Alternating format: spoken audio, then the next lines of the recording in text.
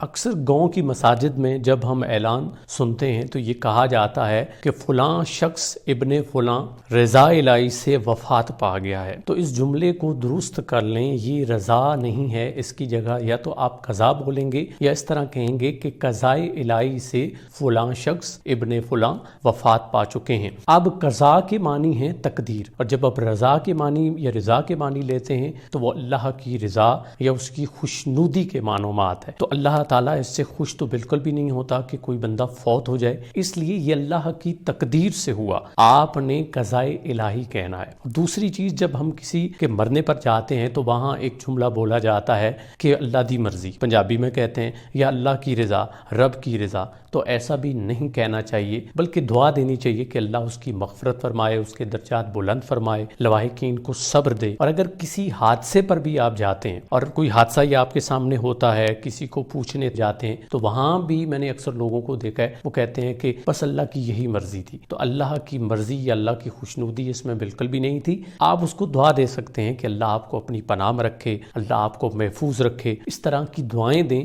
لیکن جملے بولتے وقت، الفاظ منہ سے نکالتے وقت بڑا دھیان رکھا کریں۔ امید ہے کہ آئندہ آپ ان چیزوں کو درست کریں گے۔